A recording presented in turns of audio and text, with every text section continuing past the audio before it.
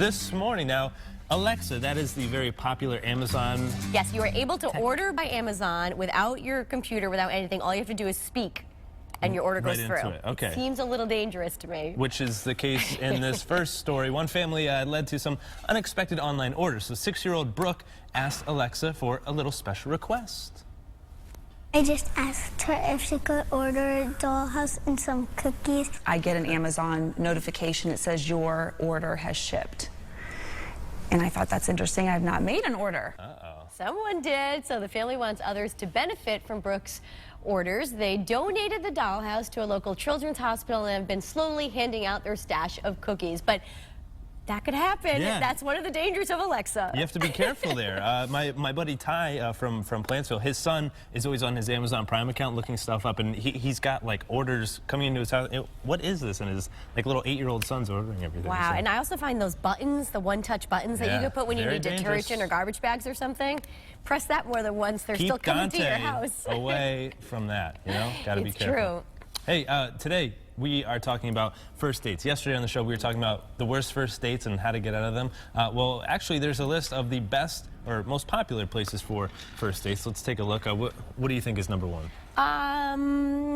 You know, I'm not really sure. Coffee, I would guess. It's been a while for you. I haven't been on the dating. Oh, coffee There it is. Starbucks, number one. Number simple. two. That's an easy date. Chipotle, yeah. Panera 3. I don't know though. Chipotle for a first date? That seems a little. Well, I feel like it's just your and... meeting. Like you want to make sure everyone's normal. So you're not stuffing your mouth with burritos and salsa. It's a neutral, safe location, Rye. Cheesecake Factory. That's kind of popular.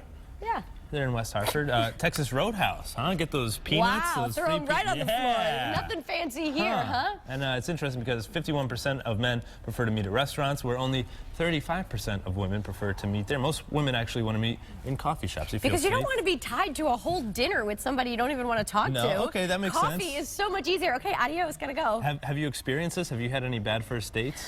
Well, let's go back a couple years. I had a strange date end. Yes. A first date end, strangely.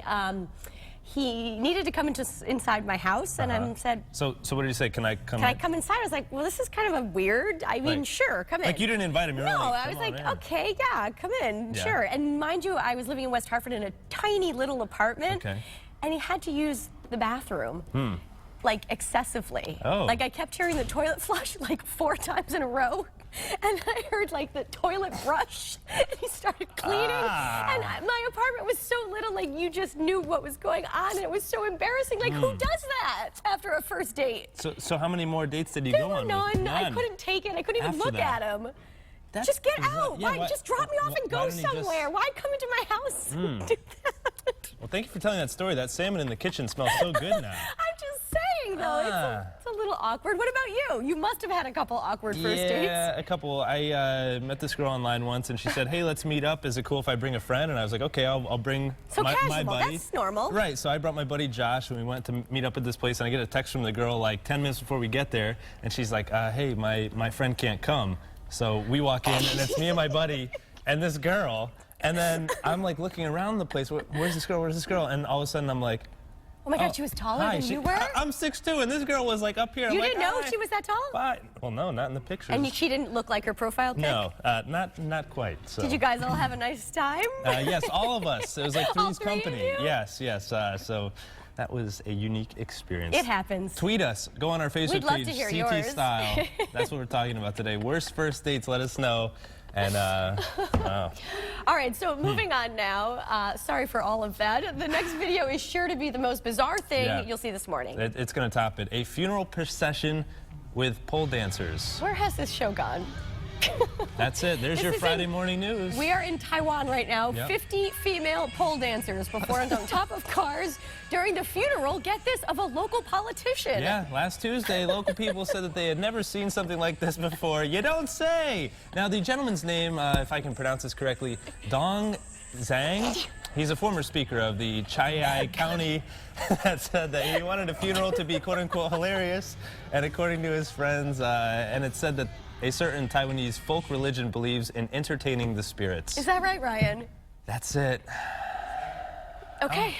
Well, it's funny because my dad always says at his wake, he wants to, you know, have I don't want to think about your dad's wake. Well, no, just bear with us here. Okay. He wants sort of like a salad bar spread. So you walk up and you get your lettuce and you get your croutons and everything. And, oh, hi, Jerry. Okay, God bless. And you move over to the olives and, you know, you get your dressing on top. He doesn't want people to be hungry? Right, yeah. He wants it to be a party, you know. So. Oh, that's very interesting. Hopefully you can make that happen if that's his last wishes there. No pole dancers there on that one. Just a salad bar. We know that pop star Justin Timberlake can sing and he can dance, but who knew that he could sink not one, but 2 half-court shots? He's balling. The pop star was messing around on the court at the Lakers game Tuesday when he decided to show off some of his skills. Take a look at this. Not only did JT sink number 1, there boom, you go. There it is, but we have a second one. So this looks like it was just during practice, so he was having a good old time. And he's a part owner of the Memphis Grizzlies. He's from Memphis, so cheers to him. You know, it'd be funny if he actually made it during one of the games. I hope he would Why would he donate all be that playing more. at one of the games? Well, no, because they do the half-court shot during halftime. Right. I'm sorry. Hopefully I don't know if he'd be eligible. Probably not, yeah. All right, pretty interesting there. And get this, here's another impressive feat. There are plenty of ways people celebrate their birthdays, but one that was a century in the making. Yeah, this is really funny. Al, his name is, went skydiving for his 100th birthday. There he is. Hey, Al. He's upside down having a grand old time. He is the oldest U.S. citizen to ever go skydiving. You don't say, but he said, I didn't even think about records. He said it was just my 100th birthday, having a good old time. I mean, you have to do something crazy for your 100th, right? Maybe he wanted to do that his whole life. Oh, my gosh. I don't know if you could top that, though. His 72-year-old friend, Betty, who we just saw, went along for the ride there. He was first asked to skydive 3 years ago when he was 97, but he wanted to wait until he was 100 years old. Yeah, why not? Why not? It's funny.